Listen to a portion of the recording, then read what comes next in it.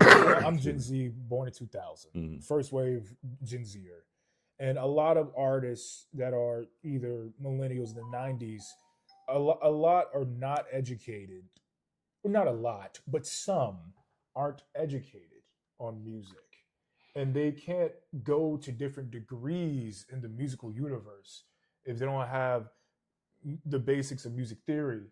Mhm. And it seemed that your father was also a wizard, and it made him better in a way, and also a better producer in a way, because he had music education Yeah, in his toolbox. yeah. Well, the education came by several different sources. One, he had a father. My grandfather was an accomplished violinist and wanted to be a symphony violinist, but because of the area he came up in, they wouldn't allow blacks to be in orchestras at the time. Yeah. You know, And so what was that area? that was like in the 40s and 50s. 40s and 50s. Was Yeah. this in the South or the East Coast?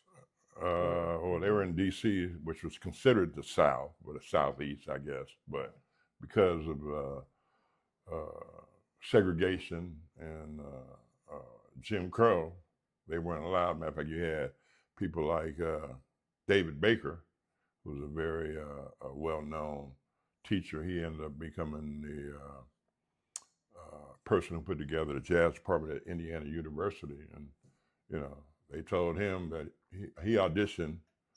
Uh, he was a trombone player, and he auditioned, and they told him, you know, he was the best trombone player they ever heard, but they couldn't hire him because he was black. You know, so that was just the reality. But I have a lot of admiration for the musicians who came up because they didn't let uh, things stop them.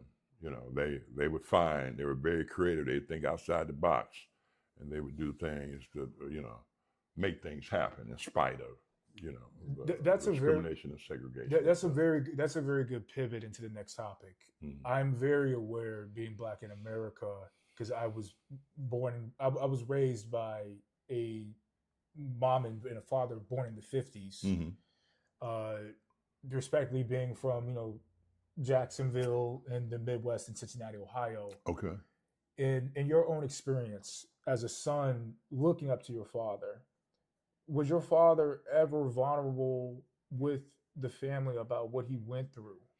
Well, I can remember a situation where when we moved from Brooklyn, New York to Los Angeles, he wanted to continue his education, and he applied to University of Southern California, and they wouldn't accept him.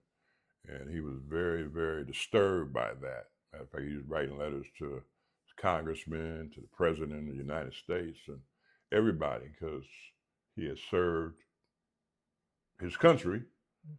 And it's like you come back, and it's like, okay, you still got to deal with discrimination after you didn't fought, in the war and stuff like that. So, in terms of being vulnerable, that was one instance I can say that he was very thing, because he was very educated. Because, like I said, he took corresponding classes from Berklee School of Music, and then he studied at New York University.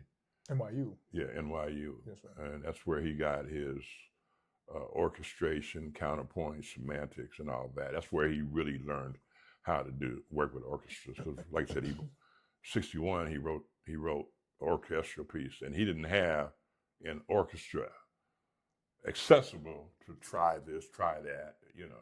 All of it was up in his head. So, which is, I mean, to me, amazing when you think of writing for a 75-piece orchestra, and it takes a very cerebral person, to not only have studied that, but to be able to retain all that information in your head.